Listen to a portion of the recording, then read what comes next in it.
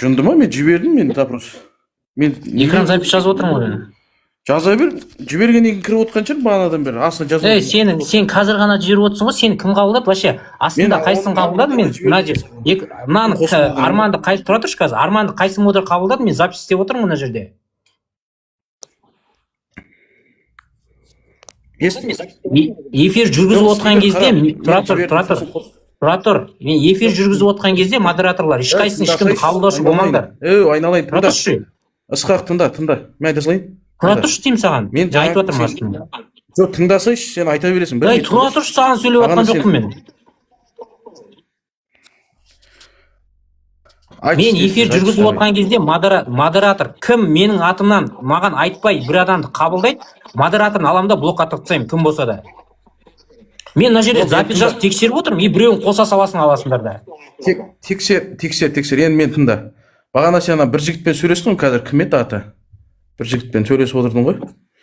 Сол жігітпен сөйлесіп отқан кезде тастадым да, сосын қабылдамасын мен шығып кеттім эфирден. Сөйтіп қайтып келіп қазір тастадым. Өтірік айтпа, ол кезде де запрос болған жоқ.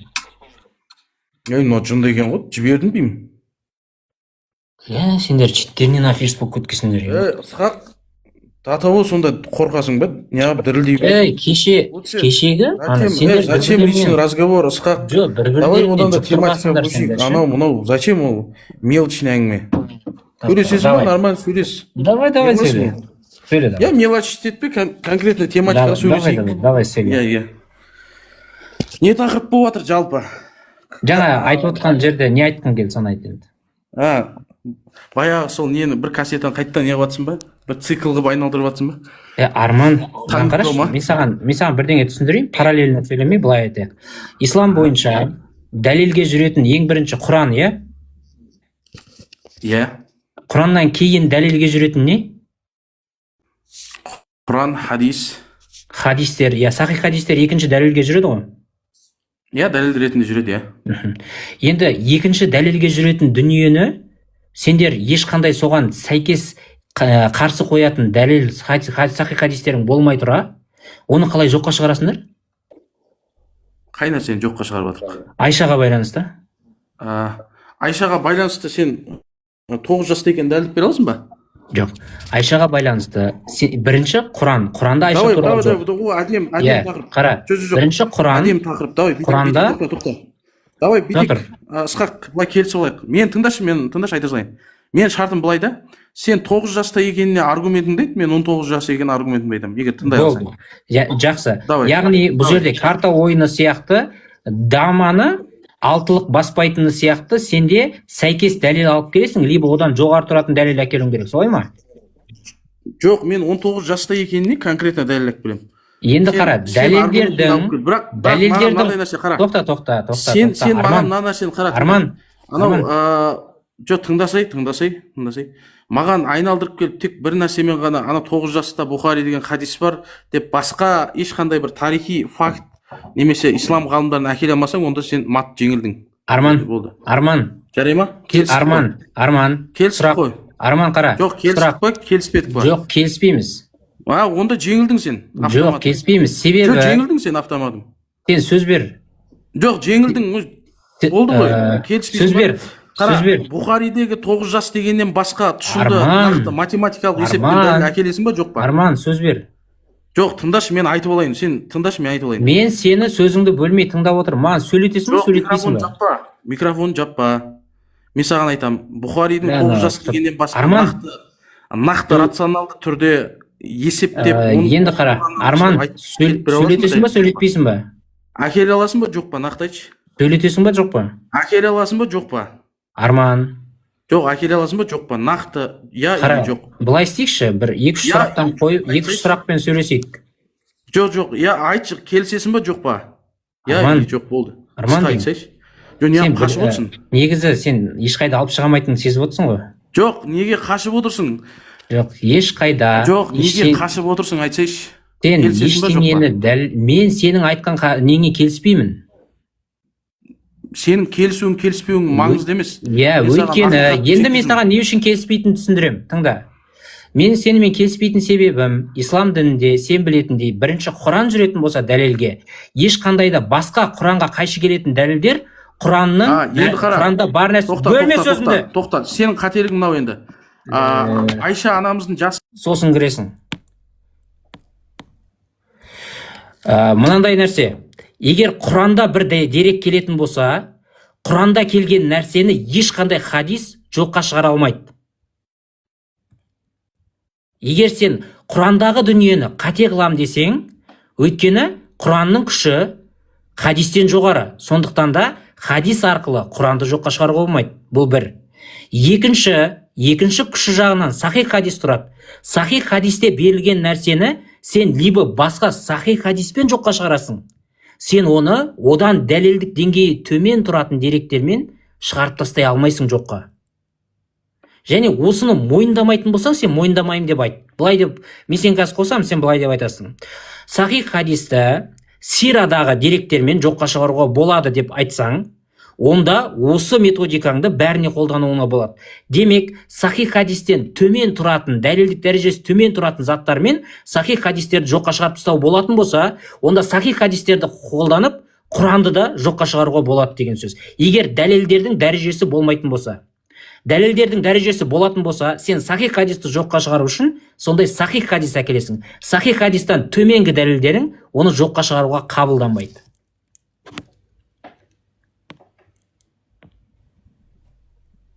Сөйле давай. Шығарып тастап жатсың. Енді сен сенің ауруың бар ғой, ондай микрофонды жауып қойып сөз бермейді. Ана адекватность, кішкене адамды тыңдау, эфирге келген адам сыйластық деген бар ма? Или осылай қорқып отыра бересің? Сен маған сөйлеуге мүмкіндік бердің ба жаңа? Мен саған кірдім ба? Сен мені сыйлай біл, тыңдай біл. Мен саған айтарымды айттым. Енді соған қатысты жауап берді. Тыңдай біл. Біріншіден, аузың бар деп бажылдамай, сен тыңдай біл адамды. Сосын шығарма сен. Сөйлесесің ба, до конца сөйлес. Не ол қайта-қайта шығарып? Қара, мынаған келсейік онда.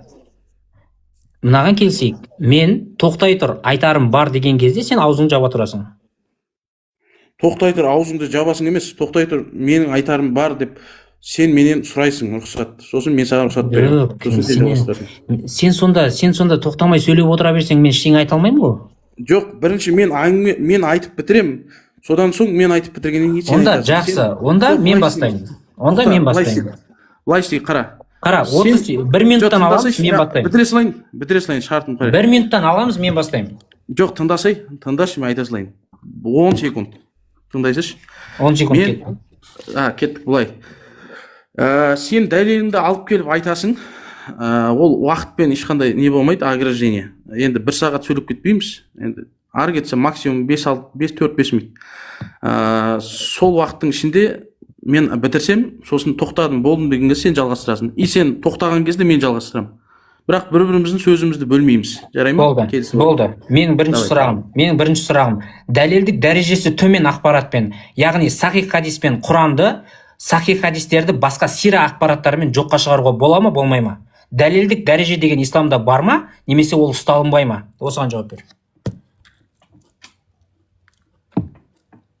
Давай, 2 минут уақыт. Осыған жауап бер, Арман. Нақтылаш қайталан. Сұрақ былай, исламда дәлелдер иерархиясы деген бар ма? Яғни, Құран бірінші орында тұрады, Құранға қайшы келген сахих хадистер алынбайды. Екінші дәлелдік құнында сахих хадистер тұрады. Сахих хадистерді даиф немесе басқа да хадистермен жоққа шығаруға болмайды. Және сахих хадистерді одан төмен тұратын тарихи немесе сира деректермен жоққа шығаруға болмайды. Дәлелдік құндылық деген дүниені ұстанасыңдар ма, ұстанбайсыңдар ма? Давай, осыны жауап. Жақсы. Біріншіден, исламның структурасы бойынша негізі Құран, хадис, иджма, қияс, әл-ғурфи, мұхаккама, негізгі методика осы. Бірінші Құран, хадис, оған ешқандай шүбә жоқ. Алайда кейбір ихтилаф деген мәселе бар, яғни пікір талас туындаған мәселелерде, егер ол мәселеде тартыс болып жатқан болса, міндетті түрде жанама және де соны айшықтайтын нақты ислам ғұламаларының дәлелдері алынады. Яғни тек қана хадиске сүйене отырып ақпаратты қорту деген ондай қатып қалған қағида жоқ, ондай парадигма жоқ ислам дінінде. Демек, ислам дінінде осы 9 жасқа қатысты нақты бізде кітаптардан дәлел келтіріледі. Мен соған сүйене отырып айтамыз. Яғни бұл жерде бірінші хадис деген мәселе бар. И хадистің шархы деген мәселе бар. Яғни интерпретация. және де сол хадис егер адамға жеткіліксіз болатын болса, немесе қарапайым халыққа толыққанды түсініксіз болатын болса, онда міндетті түрде ислам ғұламаларының дәлелдері алынады қосымша. Ондай нәрсе жоқ, тек қана хадиспен ғана шектелу деген. Енді мысалы мен қазір 19 жас деген мәселеге қатысты аргументтерімді келтірейін. Мен саған айтып отырмын, мен бір хадиспен шектелмеймін. Осын келісіп алайық. Или сен бірінші баста 9 жаста деген мәселе. Мен бірақ сөйлем ремарка қосам. Қара. Сахих хадисте келетін деректі жоққа шығару үшін сенде сол сахих деңгейіндегі соған қайшы дәлелдер болу керек. Немесе бұл жерде сахих хадистерді әкелушілердің сенімсіз екендігіне тоқталуың керек. Өйткені деректердің барлығы 6 жас, 9 жас деген. Сосын анау Әл-Асқаланидің тарихында да, Әл-Табаридің тарихында да бұл туған жылымен 8-9 жас екен, 9 жас екендігі айтылады, точно айтылады. Сосын хадистердің, сахих хадистердің бәрінің жинағында айтылады. Енді сендер осыны жоққа шығаруларың үшін сендер соған сәйкес құны бар дәлелдер әкелулерің керек қой. Сендер сира мен тарихты әкелмейсіңдер ғой, тарих деген сахих хадистің жанды ештеңе емес қой. Сен ол жерде ихтилафты шығарып жүрген сендер ғой. Оған дейін оның алдында кім таласты осы мәселеде? Әл-Табариде, Асқаляниде, Науаиде бүкіл шарқ жазушылар мен хадис жазушыларың бұл мәселеде таласқан жоқ қой. Сендер емес па осы таласты шығарып отқан кейінгі ихтилафты? Жақсы. Онда мен саған, бұл хадиске мен хадиспен де мысал келтіріп бере аламын, және ислам ғалымдарының кітабымен де дәлел келтіріп бере аламын. Сен тыңдайсың ба? Жақсы. Сахих хадистен баста. Жақсы. Ахмад ибн Хамбалдың Муснат деген еңбегінде мына бір мәселе айтылады. Пайғамбарымыз саллаллаху алейхи уассалам Хадиша анамыз қайтыс болғаннан кейін оған Хауля деген әйел келіп, жаңағы үйленуге насихат қылды деп айтады. Сол кезде жаңағы сол неде айтылады, кімді ұсынасың үйленуге дегенде Сайып және Бикрді айтамын дейді. Сайып деген арабтарда жесір әйел деген сөз. Одан кейін ол түсінікті. Сонда Бикр деп кімді меңзеп тұрсың деген кезде Бикр деп Айшаны меңзеп тұрмын дейді. Енді осы мәселеге бізге четко дәлел болады. Араб қоғамында жас категориясына байланысты 9 жасар қызға ешқашан Бикр деген термин қолданылмайды. Бикр деген бұл бойжеткен деген сөз, яғни 17, 18, 16 жалпы тұрмысқа шығуға физиологиялық тұрғыдан, рухани тұрғыдан дайын болған қызға.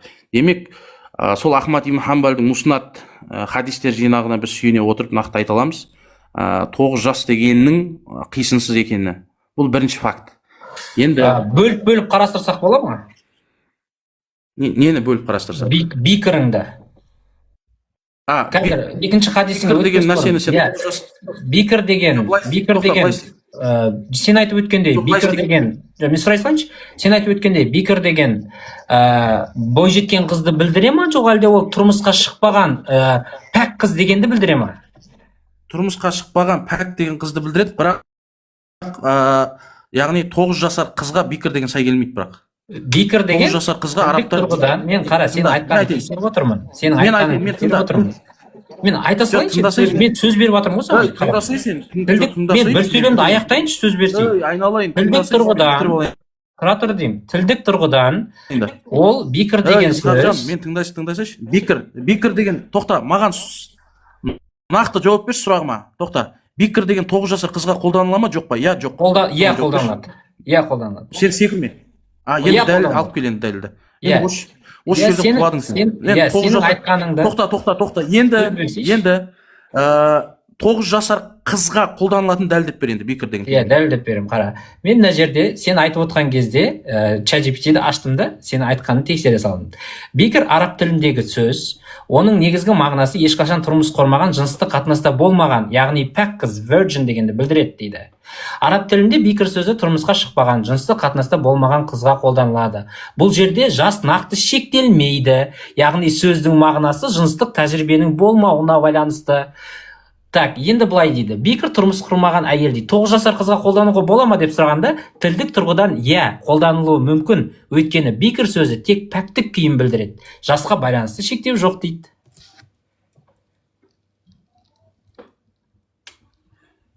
Арман?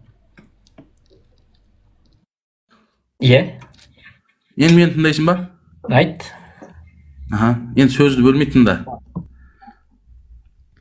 Біріншіден, біз лисанул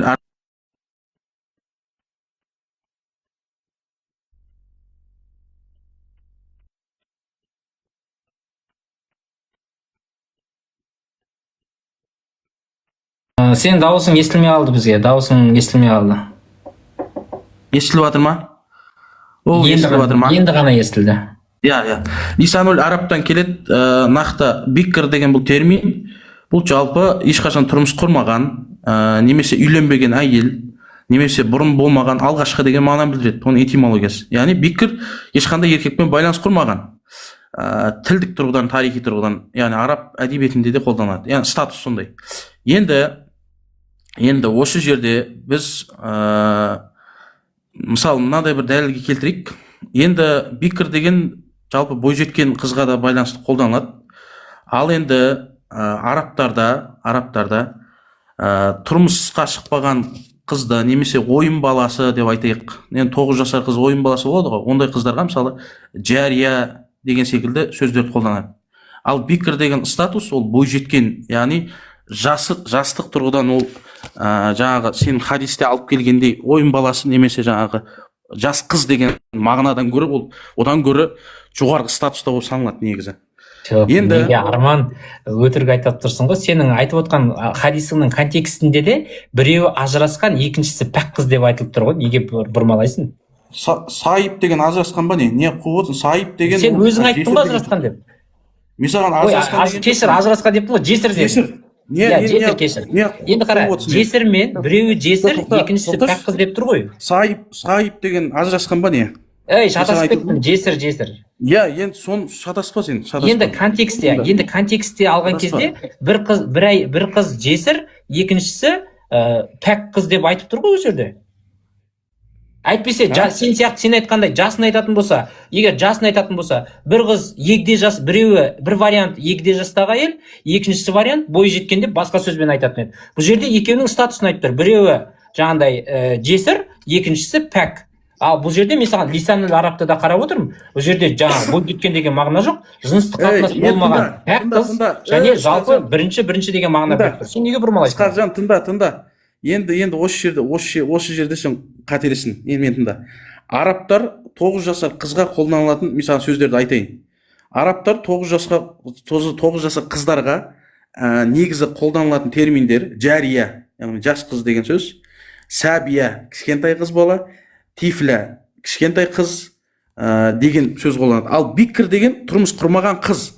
Бірақ бұл жаңағы 9 жасар қыз дегеннен гөрі одан жасы үлкен қызға қолданады. Сен осы жерде шатасып отырсың. Лисанул арабтада басқа жерде де жас шектеуі жоқ деп тұр. Мен лисанул арабты қара, мен де ашып отырмын. Ол жерде 9 жасар қызға бикр қолданылады деп айтпайды. Қолданылуы мүмкін деп айтады. Сен айтып отқан нәрсең. Жаңа чат-GPT-ден ашып отырсың. Жас шектеуі жоқ деп тұр. Өтірік айтпа. Қара, мен саған айтып жатырмын. Ысқақ, осы жерде қателесің сен. 9 жасар қыздарға арабтар мынандай терминдерді қолданады, есіңде болсын. Жария деп айтылады. Бұл хадисте келген. Жаңағы анау Хамар сүресі түскенде мен ойын баласы едім деген хадис бар, риуаят еткен. Сол жерде жария сөзі қолданылады.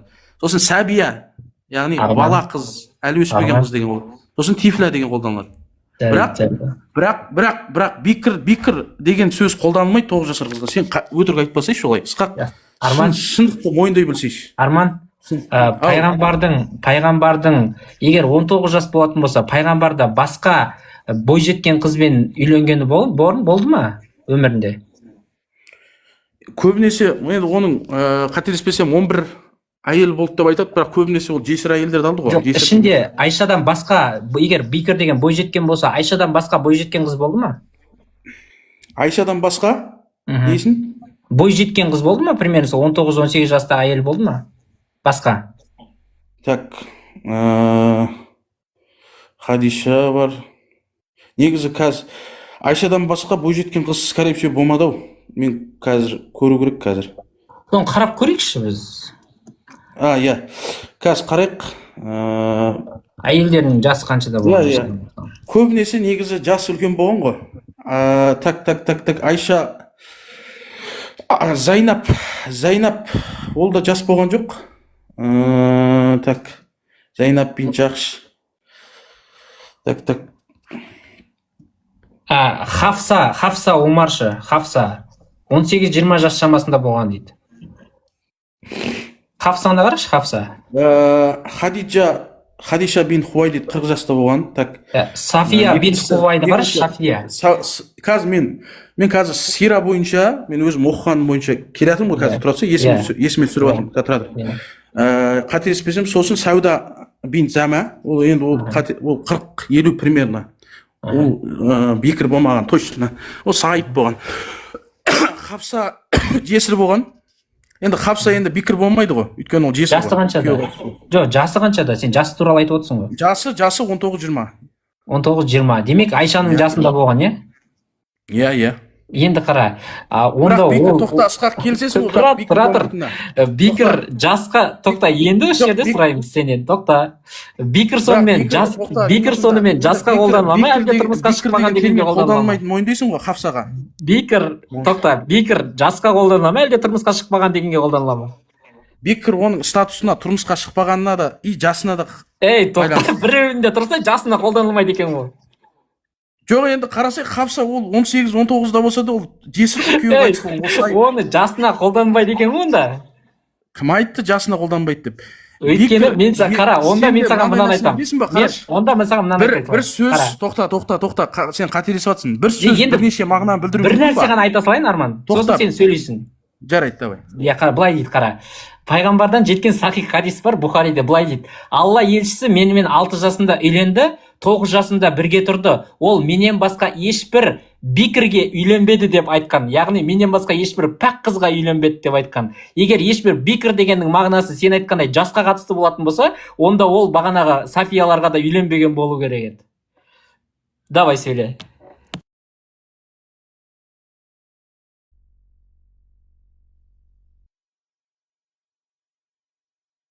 Сөйлеп? Иә, айта бер. Болды, Ысқақжан, енді тыңда мен. Бикір деген сөз лисанул араптан, статус жағын алатын болсақ, ешқандай еркекпен байланысқа түспеген әйел, тұрмысқа шықпаған әйел деген мәселе. Енді мынандай мәселе, жалпы бұл фихта ғой, енді ислам кітаптарында бикір сайып деген өзі жаңа некеге байланысты, некелік тәжірибеге байланысты алынады. Бірақ енді біз екінші жағынан қараймыз.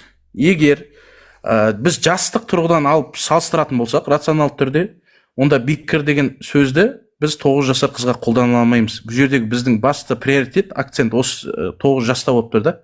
Егер 9 жаста қолданыла алатын болса, онда міндетті түрде кітаптардан дәлел келетін еді. Яғни сондықтан да 9 жасар қызға бағанағы мен айтқандай сабия немесе жария деген секілді терминдерді қолданамыз.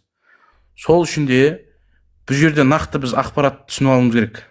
Бикірдің статусы фих жағынан, ислам құқық жағынан некелік тәжірибеде болмау мәселесінде ол тұрмыста болмаған деген қыз мағынаны білдіреді. Ал жас мәселесінде ол 9 жасар қызға ол қолданылмайды. Өйткені 9 жасар қызға қолданылатын арабтардағы өзінің определенный жас категориясы бар.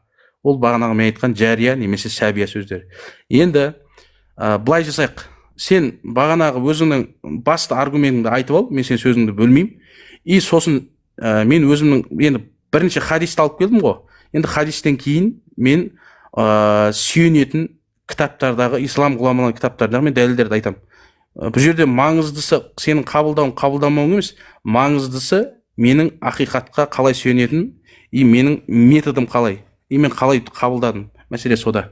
Давай, жақсы. Сен айт, сосын мен сөзімді бөлмеймін. Давай, болды, жақсы. В общем, былай, жаңағында айтып өткендей, сахих хадистердің барлығында Айшаның 6 жаста үйленіп, 9 жасында не қылғандығы, 9 жасында пайғамбармен қосылғандығы туралы айтылады.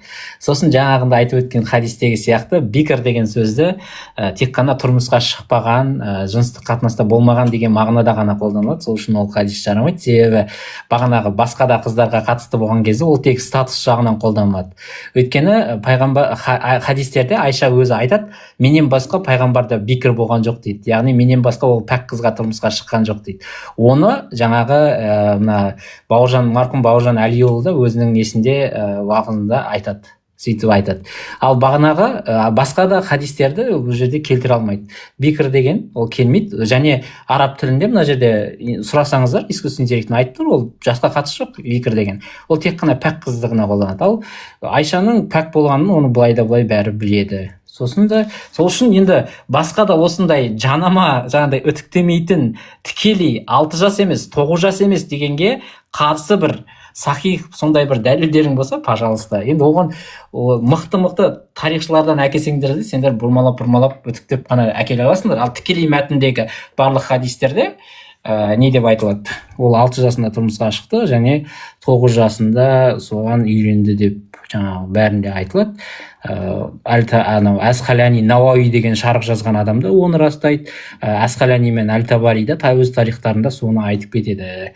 Енді білмеймін қалай үтіктейтіндерін. Давай Арман бір 5 минут сөйле, сонымен тоқтатайық осыны. Айты. Былай Ысқақ, бұл жерде мәселе, мен саған сені қабылдап болмаса мен саған бұны принуждать етпеймін. И мен қандай доводқа, қандай аргументке сүйенемін, соны жеткізу халыққа. Жарай ма? Сен өзіңнің аргументіңді айттың, жаңағы Бұхаридегі. Иә, бұл жерде енді біз толерантты көзқарастағы адамдармыз. Тем более менің ол ұстаным, менің дінім болғаннан кейін, мен жан-жақты зерттегеннен кейін, мен өзімнің методымды айтамын. Соны айтайын, сосын тақырыпты бекітейік, астында халық енді өзі ақиқатты өзі таңдар. Әркім өз еркінде ғой, қарайды. Жарай ма? Сөйтіп келсек, сосын енді басқа тематика өтсек өтеміз, болмаса ары қарай өзің көресің, сөйлесесің бе, жоқ па? Хорошо? Келісіп алайық. Жарай ма? Естіп жатсың ба? Естіп тұр, айта бер. Болды ғой, жарай ма? Болды, жарайды. Бисмилля.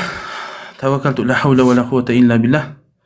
Енді мен өзімнің аргументтерімді келтірейін. Ассалаумағалейкум, осында отқан мұсылман бауырлар, армысыңдар, бармысыңдар, тәңіршіл ағайындар, атеистер, жалпы қазақтар болсын, әртүрлі сенімдегі азаматтар, азаматшалар.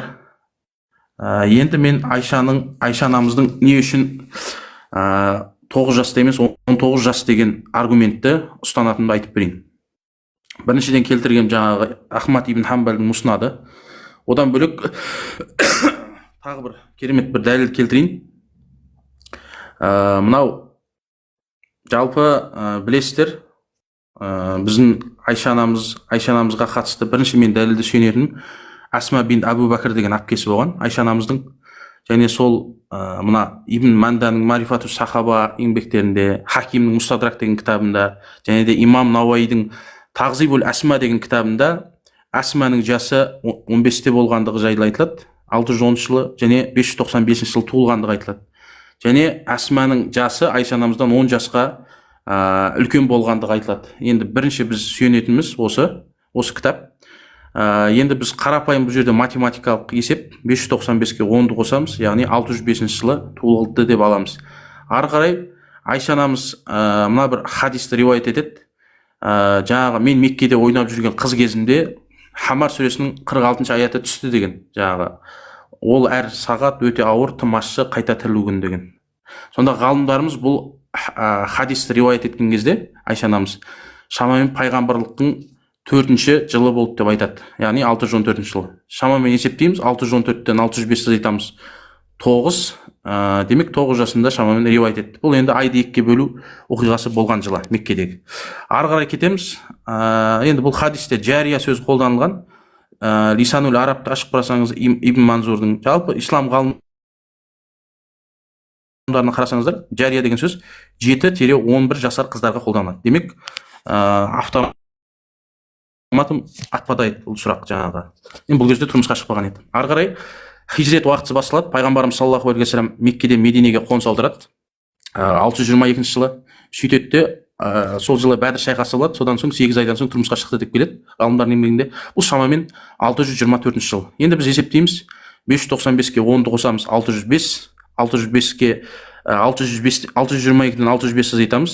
Яғни хижрет 17 болады. Хижрет уақытысында 624-тен 605 азайтамыз, яғни тұрмысқа шыққан уақытында 18 жас 8 ай немесе 19 жас болады. Бұл кәдімгі ислам ғалымдарының кітабына сүйене отырып келтірілген нақты логикалық дәлел. Жаңағы Имам Науаидің Тағзибул Асма кітабы, сосын Ибн Хишамның сирасы, содан кейін Хакимнің Мустадрак, Ибн Манданың Марифату Сахаба еңбектеріне сай. Енді тағы бір келтірілетін дәлел, біз бір нәрсені түсінуіміз керек. Жалпы Айша анамыздың көбінесе осы дәлел келтіретін кезде мынау бір болған оқиғаларын қарамайды да, көп атеистердің немесе исламофобтардың қателігі.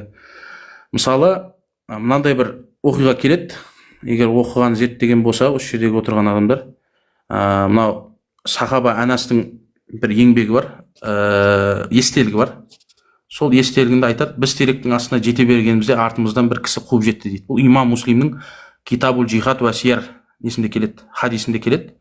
Сонда сол тағы Бухаридің Китабул Джихад ва Сиярда келетін бір оқиғасында жаңа Бабул Газуату Ниса ва Хиталухунна Магариджал, яғни осы риуаяттардың бірінде Айша анамыздың Ухуд шайқасына қатысқандығы жайлы ақпаратты береді сахаба анасы. Сонда Анас айтады, мен Ухуд шайқасында Умму Сулайм мен Айшаның су тасып жүргенін көрдім дейді сарбаздарға.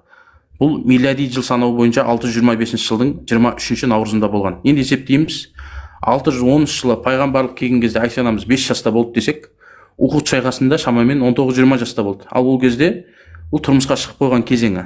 Енді егер 9 жаста тұрмысқа шықты және 614 жылы туылды деп біз қарайтын болсақ, жаңағы исламофобтардың, онда бұл шайқас кезінде 11 жаста болу керек. Енді 11 жасар қызды соғыс алаңына пайғамбар саллаллаху алейхи алу мүмкін емес, себебі сол Ухуд шайқасында қаншама сахабаларды жассың деп алмай қойғандығын біз білеміз. Сондықтан да бұл да өте бір маңызды ключевой былайша айтқанда аргумент.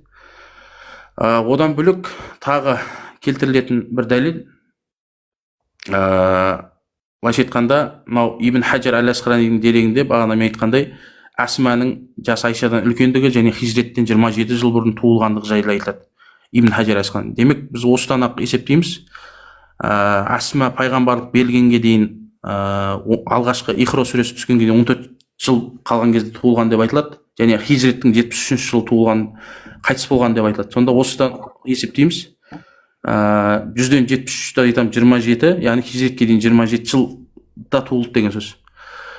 Сонда 27-тен 10-дай жатамыз 17. Демек Айша анамыз хижретке 17 жыл қалғанда дүниеге келген. Сонда бағанағы мен айтқан 605 жыл деген дәрекке бұл сәйкес келіп тұр. Онда бұл 19 жаста некесі қиылды дегенге сәйкес келіп тұр. Сосын бағанағы Ахмад ибн Хамбалдікі, енді ол түсінікті, Муснадта келетін Бикр деген сол жаңағы Хауляның айтатын. Сосын тағы бір дәлел, жалпы арабтарда тағы бір мынандай бір нәрсе бар, хазф логикасы деген нәрсе бар. Кейбір сөздерді немесе сөйлемдерді қысқарту деген нәрсе. Мысалы 15 жастағы қыздан жасың қаншада деп сұрасаң 5-те деп айтуы мүмкін. Сонда ғалымдарымыз немесе хиф деген сөз жоқ, арабтарда хи деп қысқартуы мүмкін.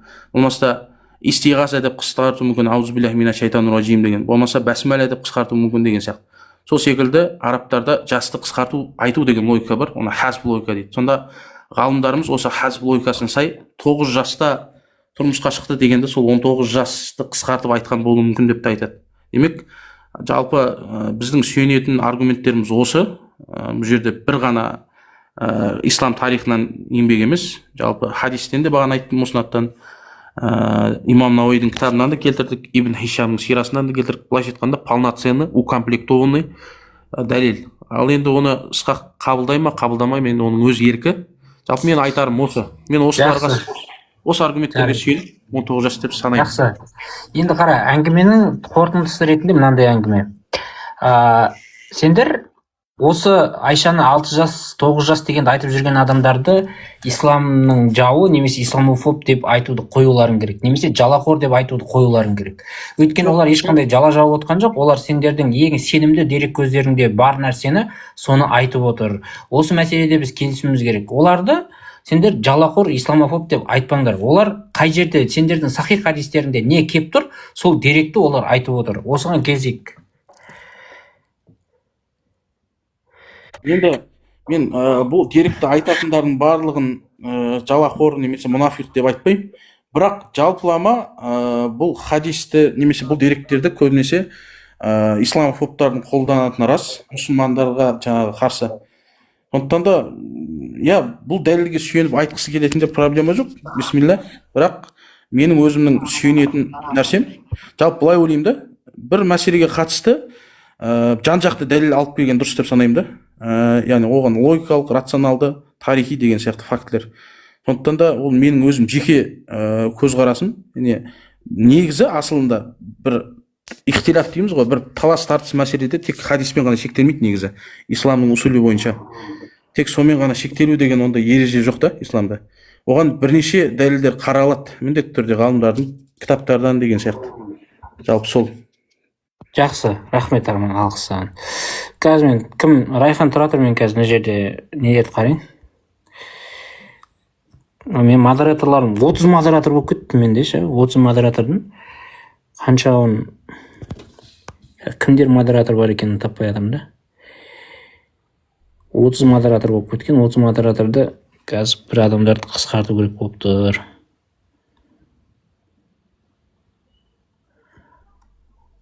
Татырмдар модератор.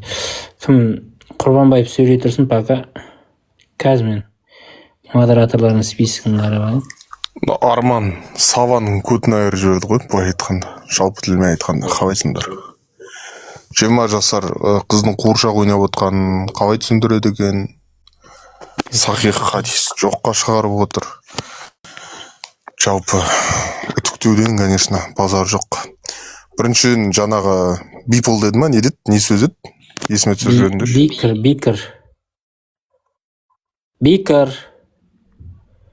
Бикір. Тыңдасайшы.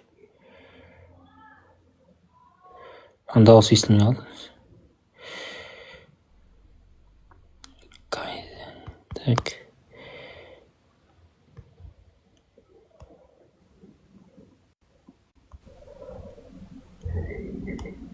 Дауысың жоқ сен.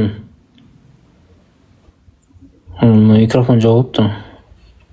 1 минут Исхақ. Тоқтай тұр. Егер 9 жасар қызды девственница деп айтатын болсан, бикір деген сөзді қолданасың по-любому. Мен жаңа қарап келдім. Оған анау қолданады, мынау қолданады. Өйткені 9 жасар қыз девственница да болуы мүмкін, девственница емес те болуы мүмкін. Сол себепті оған бикір деген сөз қолданады. Ол қай тілде болмасын, сол тілде, қай тілде болмасын бар ол факт. Оған дәлелге жатпайды. Екінші дәлел, 20 жасар қыздың кукла ойнап отқанын қайда көрді? Не қыз ол? 20 жасында кукла ойнап отқан. Қатырасың да сендер сахих хадистерінде жоққа шығарып, не үшін жоққа шығарып отырсыңдар? Өйткені осы заманның парадигмасына сай қылып келу үшін. Бұл деген сатқындық қой. Жаңа Арман деген адам нағыз исламофоб енші. Исламында, дінінде бар нәрсені сахих хадис жоққа шығарып отқан. Еще біреуді исламофоб дейді. Саваны аны тартқан кезде конкретно тартып тастады. 11 жасар қызды соғысқа жібермейді деген не аргумент ол? Қалай оны түсінбеймін мен. Су тасуға болмайды 11 жасар қызды. Төсек қатынасына болады екен, бірақ су тасуға болмайды. Аргументациясын бәрі андай ғой, странный ғой. Оны тыңдап отқан бізде ақымақ. Оның алдында Алмат деген адаммен и то более конструктивный әңгіме болды. Не іздеп отырсың сен? Кім модератор барды қырқып атсың ба? Сокращение болып отыр ма? Иә, бұрын модератор берген, қазір кірмей кеткен адамдар бар. Соларды алып тастадым. Жалпы енді білмеймін енді өздерінің діндерінде. Қазір егер былай ғой, ағайындар, мен сіздерге былай түсіндірейін. Егер біздің зайырлы мемлекетте 9 жас нормально болып есептелетін болса, үндемейтін еді. Түсінесіңдер ма? Сосын менің Арманға айтатын керемет аргументім бар мынандай. Арман Қазақстанда тиіп қашып, Совет үкіметінен әрең құтылып жүрген мұсылмандар біледі екенде, нағыз шариғатпен өмір сүретін, шариғи өмір сүретін мемлекеттер сонда тупой ма? Қалай болып кеттір? Мен ешқандай тупой деймін. Құрбанбаев, жаңа сен әңгімені жақсы тыңдасаң, бұл мен жеке өзім зерттеуім ақиқат деп табатын дүнием дедім да. Сондықтан да тоқтайды, Арман, мынау сұраққа жауап берші. Нағыз шариғатпен өмір сүретін мемлекеттер бар. білесің ғой ондай мемлекеттер бар маған екенін. десең Сауд Арабиясы, Катар, Бахрейн, Малайзия бәрі сөйтіп айтса да, менің жеке ол ізденісімнен туындаған ақиқат деп тапқан көзқарасым болды. Ысқақ бір нәрсе айта салайын істеймін. Фитна шығарып отырсың ғой сен, Арман. Жақсы, мақұл, сөйтіп санай бер, жарайды. Ысқақ бір нәрсе айта салайын істеймін өзіңе. Сайкеу. Фитна емес па сонда сен айтып отқаның? Жоқ, фитна емес. Ысқақ. Неге? Сонда шариғатпен өмір сүретін мемлекеттердікі дұрыс емес екен. Қара, Құрбанбаев, ислам дінінде ихтилаф деген мәселе бар, білесің ба? Бір мәселеге қатысты бірнеше көзқарас. Тоқта Арман, тыңда, сен менің әңгімемді дұрыс тыңдап отқан жоқсың. Нағыз ислами, нағыз шариғатпен неге сөзді бөлесің? Сөзді бөлген адамдарды Зевс бутылкаға отырғызады. Сол себептен үндеме. Тыңда мені. Нағыз шариғатпен өмір сүретін, тыңда мені. Нағыз шариғатпен өмір сүретін мемлекеттер. Ақымақ екенде, Арман Байжігіт тиіп қашып жүрген ақылды екен. Сол дұрыс па? Дұрыс емес па, соны айтшы. Фитна деген не екенін білесің ба сен жалпы өзің? Тоқта. Нағыз шариғатпен сен жауап берсің соққа. Есің дұрыс па сен? Фитна деген сөздің не мағына білдіретінін білесің ба? Не ол фитна деген? Не ол фитна, айтшы. Не ол? Сен айтып отырсың ғой енді, білмейсің ба деймін, өз термин. Сен мен саған фитна шығарып отырмын ба десем, иә деп отырсың. Не екенін білесің ба деймін? Жоқ, сен фитна шығарып отырсың ба, фитна шығарып отырған жоқсың, соны айтшы. Фитна деген не, айтшы. Фитна деген фитнестің қысқарылған түрі. Так, тыңда енді. Нағыз шариғатпен сен осы жерде тоқас деген көрсеттің. Фитна деген ол бүлік шығару деген сөз. Тыңда. Сен бүлік шығарып отқан жоқсың ба не сен? Өзің тупой екенін көрсетіп отырсың ғой. Бүлік шығарып отқан жоқсың ба сен десен? Енді сен фитнес деп отырсың ғой, значит сен дұрыс түсінбегенсің, бар өзің оқып кел соны. Мен саған былай түсіндіріп отырмын. Сен фитна шығарып отырсың ба, шығарып отқан жоқсың, соны айтшы. Жоқ, шығарып отырмын. Неге сұрақтан қашасың, соншама қорқасың ба? Енді Арман тыңда. Тоқта, маған фитна шығарып отыр деген фәтуа шығарсын, болмаса айтсын, КМДБ айтсын, болмаса біздің. Тоқта, КМДБ-ді қоя тұр. Арман, мынау сұраққа жауап берші. Нағыз шариғатпен өмір сүретін мемлекеттер білмейді екен де, Қазақстанда 5000 километр, Меккеден 5000 километр жерде тиіп қашып дінге енді келіп отқан Арман Байжігіт білем екен, сонда қалай сен өзіңді сонда солардан ақыл санап отырсың ба? Мен ғана білем, бәрі білмейді, мен ғана білем. Болды ма? Мен ғана білем. Болды.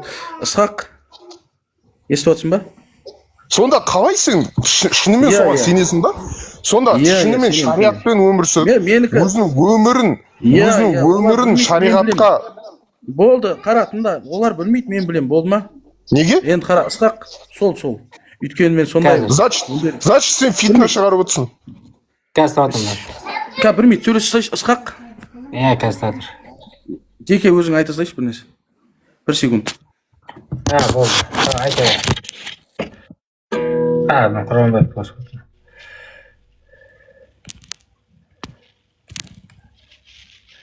Айта бер.